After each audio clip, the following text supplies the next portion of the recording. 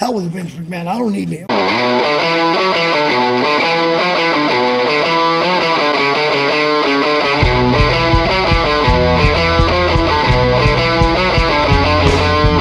Radiation is a curious thing. No one expects what it would bring. But time. Well, hello. Here we are again. Another edition of Kato Reviews. Today we have a great interview. But first, I'm looking good, feeling good, loving life. I hope that you can say the same. Today, my guest, he is a long-time wrestler in Western Pennsylvania, a long-time trainer in Western Pennsylvania. Anybody that's been around the business for the last 20 years in Western Pennsylvania will know this name. He is Mr. Paul Atlas. Paul? Kato? How are you today? Good to see you. How you doing? Good, really good. Good. Let's go ahead and jump right into it. How did a beginning of love of wrestling start for you? Easy for me to say. Yes. Well, I kind of didn't have a choice for the most part. I'm the grandson of an Italian immigrant, so that meant Bruno Sammartino and studio wrestling, and it was always on my grandfather's house every Saturday. And then when I got old enough, he and I would go watch the matches. And I mean, he was the typical old Italian, love the faces, boo the heels, oh, these bunch of lousy fakes, and we're going next month, right? Yeah, we're going next month, Bob. And it evolved through there. And then when he got too old to actually go himself, I would still go watch the matches and report back to him. So, like I said, kind of just came about as a love for the business, for watching wrestling. Obviously, I didn't know anything about the business. I was a young boy, but that was kind of how it started for me. So he was a fan of Bruno. Would you say you were also a fan of Bruno at that time? I was, yeah. I did like Bruno. As I got a little bit older, I kind of started to lean towards the heels a little bit, and that was probably more like in my late teens, before my almost 20s. It was in the early 80s, and that meant the dawn of cable and Superstation TBS. And I remember one Saturday seeing for the first time the NWA. And as much as I loved the product, the WWF, because we're the Northerners, that's what you watched. This was I knew of the guys because my grandfather also always had the magazines, so you knew of the players, but you never really saw them in action.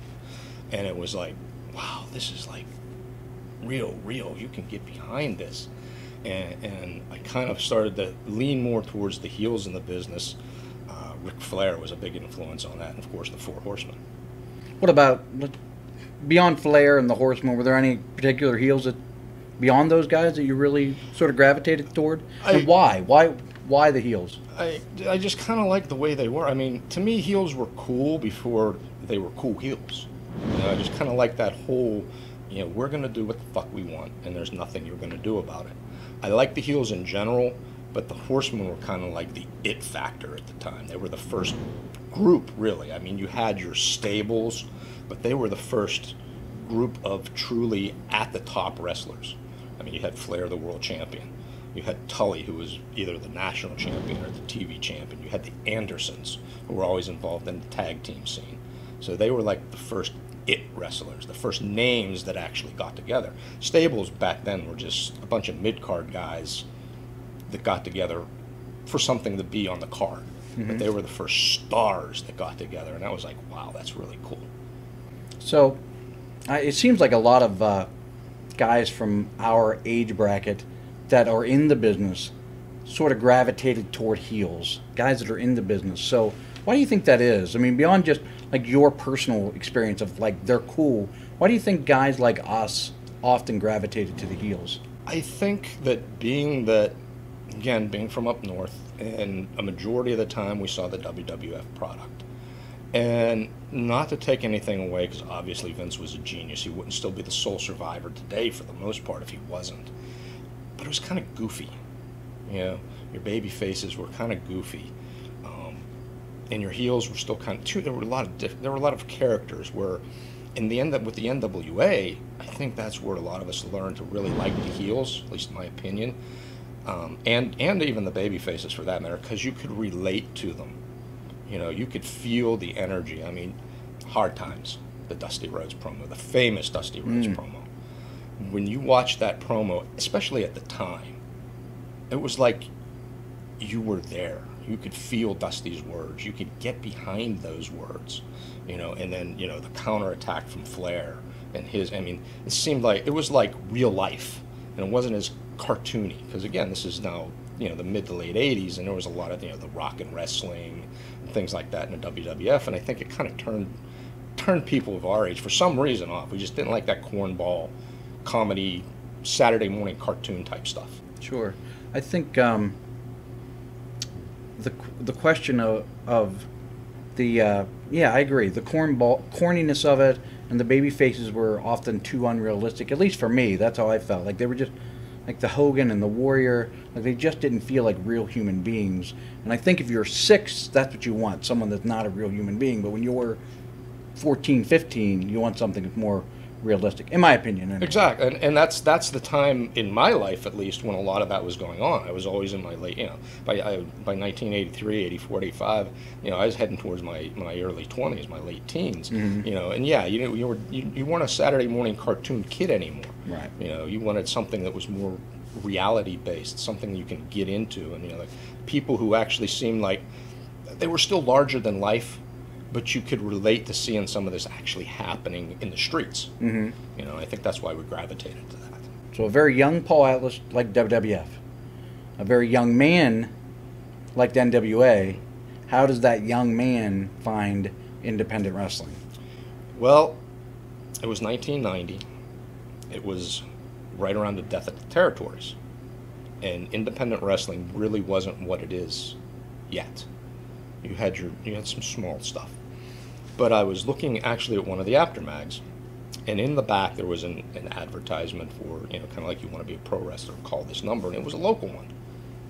Okay, I've always liked this. I thought maybe I could get into this. I was 25 at the time. Played high school football. I was a power lifter.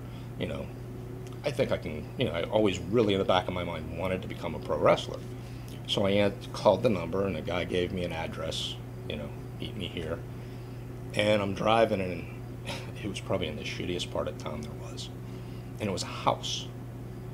And I'm thinking to myself, I don't know about this. So I didn't even go in. I just drove away. I was like, all right, whatever. About a week or two later, I get a phone call from a man who called himself DC Cruz. And he said, I hear you're interested in becoming a pro wrestler. I said, yeah. So, well, I got your number from this guy who placed this ad. I said, okay. He said, you do realize the guy's full of shit. So I kind of had a feeling. He said, if you want to be a wrestler, meet me at this date and time here. So I'm thinking in my mind, I said, okay. And I'm thinking to myself, wow, is this going to be another situation? And then my desire to become a wrestler overtook my common sense, and I met the guy. And we went out to a community center, and there were, lo and behold, there's a wrestling ring and people training. And that's where I met Sean Patrick and Joe Perry and began training as a wrestler. It was, actually it was July the 3rd in 1990. I was in the ring that night. It kind of wasn't like the old days. They smartened you up a little bit right away. And they said to me that night, there's a show tomorrow, and it's for a local politician. He's having an outdoor gathering. That's different. We would like you to be on it. Okay. So got into the business on July 3rd, worked technically my first match on July the 4th, and Wow. It was a shit show. I thought I was rushed into the ring. One day, that's crazy. It was a shit show, I'll tell you that. Well, I know one of my questions always are, what are your memories of your first match? I mean, it had to be just... I probably threw 25 clotheslines in a 5-minute match, because Yeah. I didn't know much beyond anything at that point. I mean, what was the thought process? Did you ever go back and ask why? I never really questioned it, because I think at the time was like, hey, I'm getting to do this now. I'm not going to question it. I'm going to, I've always been involved in athletics, and you always listen to your coaches, because your coaches should never steer you wrong. Yeah. So that kind of like had that mentality of, I'm not gonna, hey, they're letting me do this. I'm cool with it. you Yeah. know? But when you go back to it now and I think about it, I was like, wow, that was really fucking stupid of me. Yeah. Because Crazy. I could have got hurt. I could have really ended my career as far as anything there. Yeah. So, but it didn't happen, and then I continued training there, and they would do shows at that community center. Did you have any early obstacles when you first started training? This was maybe a little more difficult for you than another I picked part? up on it pretty quick, believe it or not. I mean, I'd obviously watched, you watch it for years, and I was an athlete a majority of my life. The only thing that's different in pro wrestling than any other thing you do is when we always talk about ring shape. Mm-hmm. I mean, I just stopped powerlifting, so I was pretty thick. So Cardio might have been yeah, not where that you was, needed it. if there was a downfall, it was my cardio. Mm-hmm. So I immediately started training, with a treadmill and things like that, as well as my weight training to get that cardio up. And then going out there on the weekends and training in the ring, that's where you get your ring shape, really. So if there was an obstacle, I'd say my cardio was nowhere near what it should have been, because I was not prepared for that kind of Sure. endurance. Let's say we could go back in a time machine to a little over 28 years ago now, whether it's right before you started training or even the next day, right before your first match. If you could go back, give yourself any type of advice, what kind of advice would you give yourself, not just for that day or that training, but for the next 28 years to come? Probably to work just a little bit harder. I mean, I always tried to be the hardest worker, but it was also the 90s and the Attitude Eras, and we liked to party a little bit. Mm-hmm. So maybe I would have stayed out of the bars a little less and trained a little more.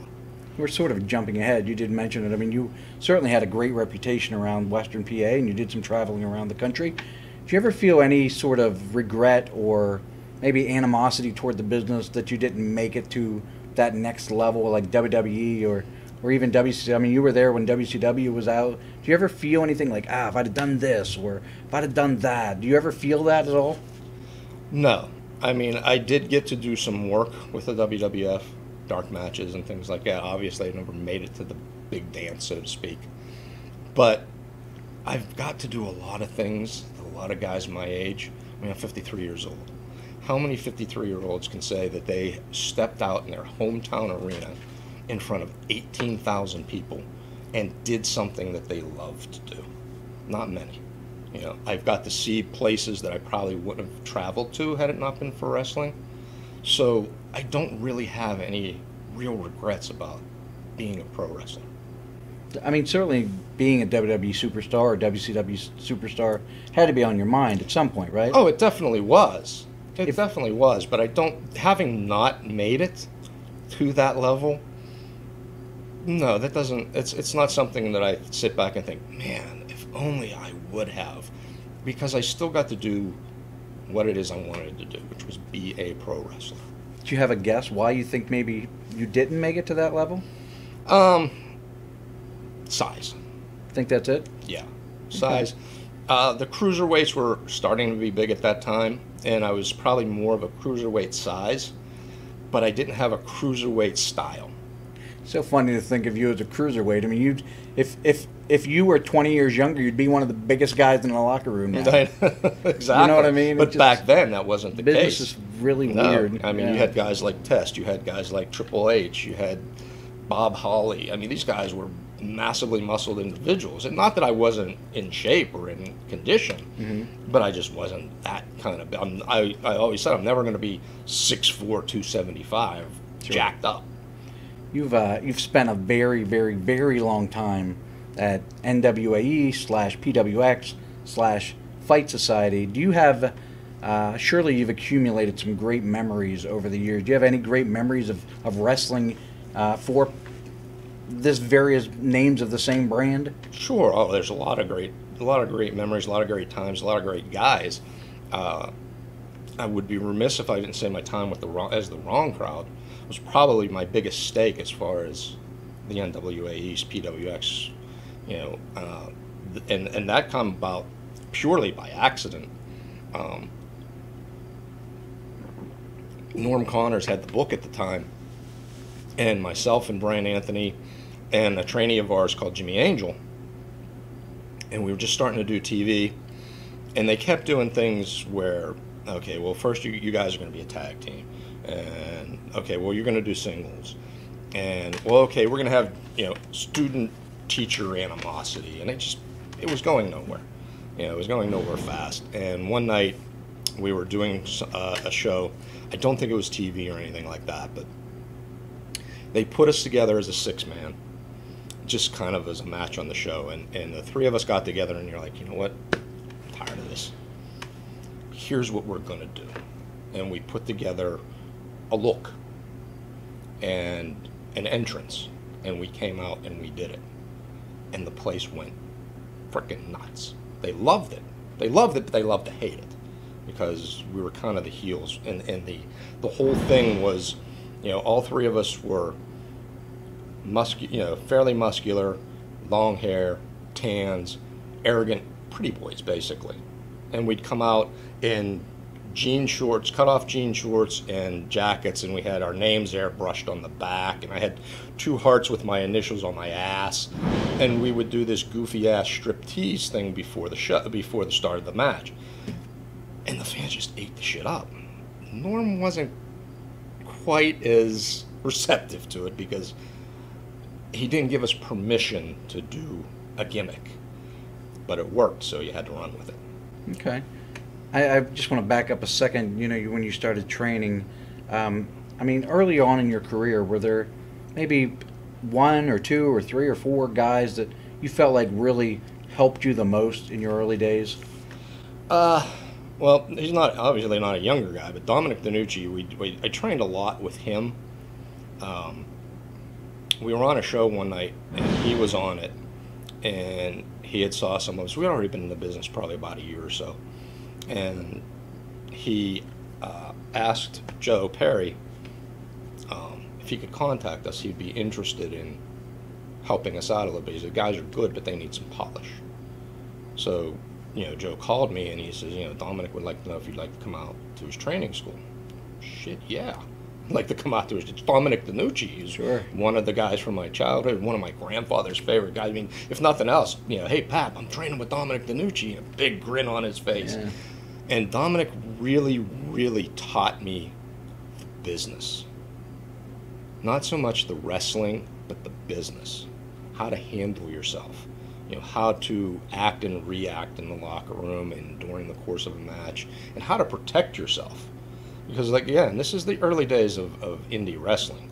You know, it wasn't like the territory days. You know, some people were starting to creep into the business that might not really belong in the business, and you know, if you're going to go out and work with a guy you don't know and something shady happens, here's what you do. So he kind of taught me how to be not Paul Atlas the wrestler, but Paul Atlas the businessman. Did you run into much guys trying to test you back in the day? Not at first. When I first came here, there was a guy who called himself the Iron Warrior. I remember that name. Yeah. Sure. And he was basically a male stripper who thought he could be a pro wrestler. And B.A. Briggs had the book at PWX at the time. And basically, he would come in, the Iron Warrior would come in and kind of try to tell you what he was going to do. The promoter, the booker, whatever. So they booked me against him one night. And this was at the old Eastland Mall, where PWX got its start. And B.A. pulled me aside in the men's room, and he said, look, it's going to be a count out. He thinks this is going to be a short match. Push him. See what happens. Okay. So, you know, he kept trying to count out of the ring, and I kept throwing him back in, and he'd go out, and we'd go back in, and finally, I guess he lost his shit. Picked up the ring steps and hurled them at me. Well, I saw it coming, obviously. And then he tried to charge me, to which I immediately grabbed him in a front face lock, got his neck, and said, look, dude, we're gonna have 2 things happen here. One of 2 things. You're either gonna stop, or I'm gonna break your goddamn neck right now. And he went limp, because he knew I wasn't kidding around. So that was probably the biggest problem I've ever had. I did have a situation one time in Ohio. The promoter told us the guys are really green.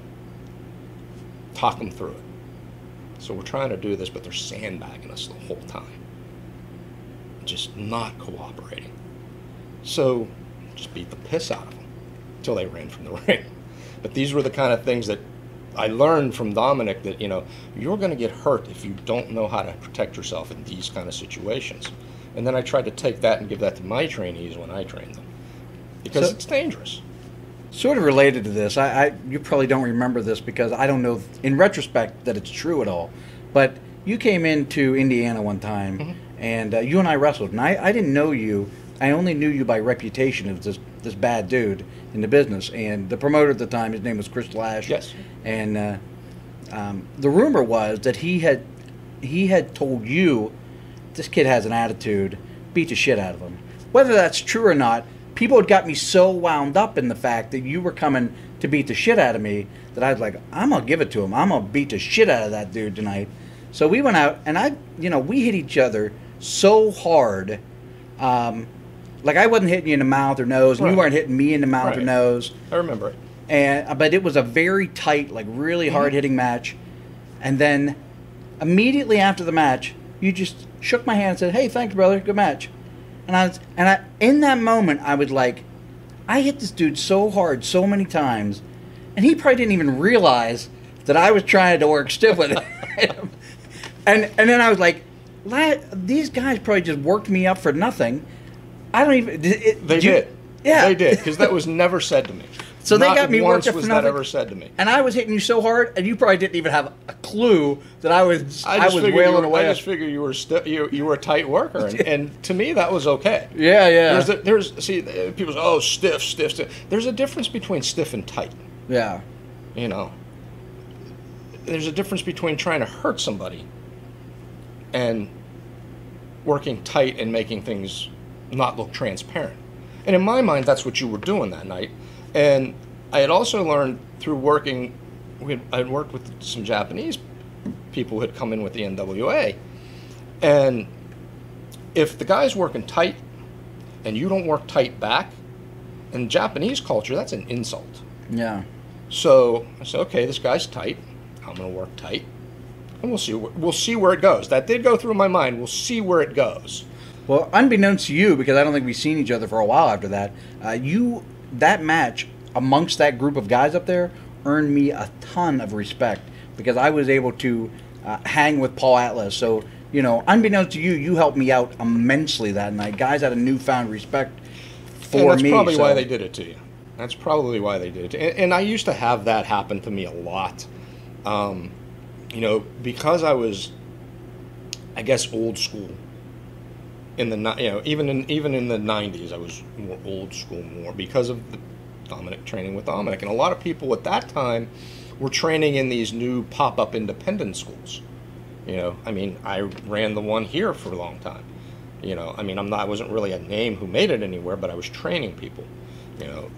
You had your school, APWF had their school, and they really weren't run by noticeable names, but we were still good trainers because we knew the business and we learned from them. And I always had that old school mentality of no bullshit.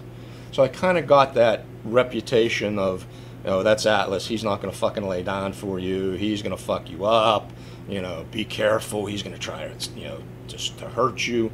And that's what I heard, man. That's exactly what I heard. That was furthest from my whole philosophy was old school. I'm here to make the show look good. Mm-hmm. Do I want to fucking tear the house down and have the best match of the night? Oh, most definitely.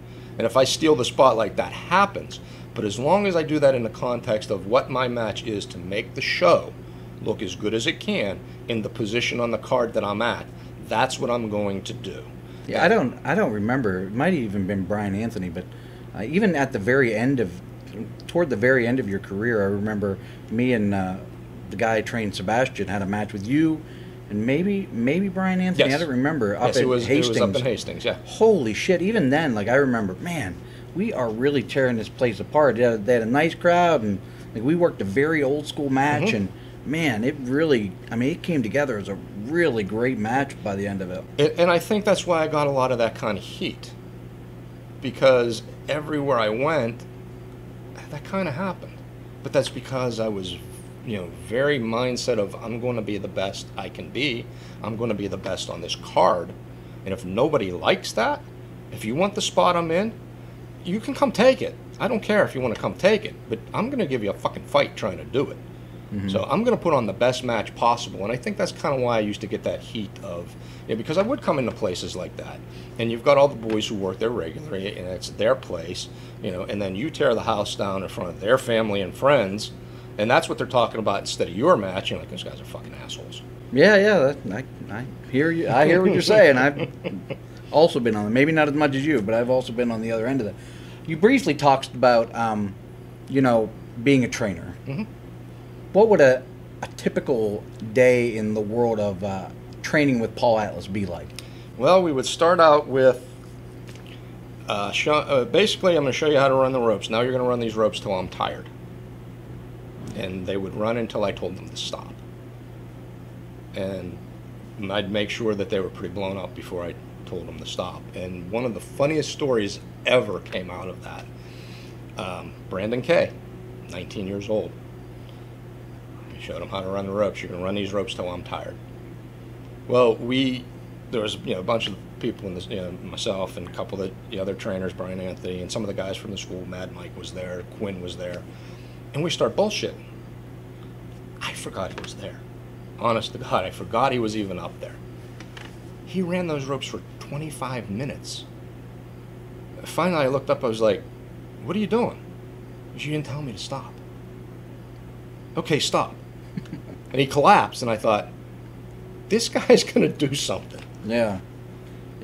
So, but then from there, we would stretch the guys, obviously. I didn't want to smarten them up too soon, so we would stretch them.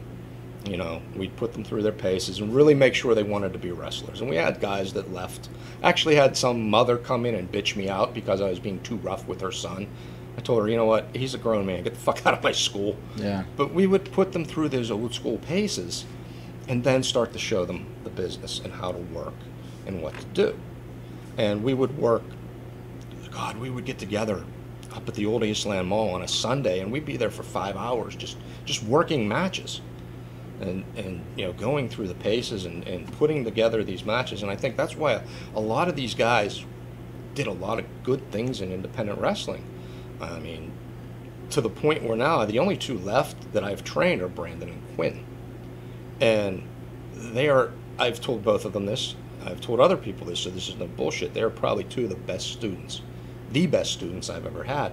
And they're the sole survivors, and look at where they're at today. Each one is running their own independent promotion. And I like to think that I possibly instilled some of that in them just because of the way I trained these people. I've heard Quinn say it several times, I need you to be Paul Atlas tonight. What does that mean to you when you hear that? What that means is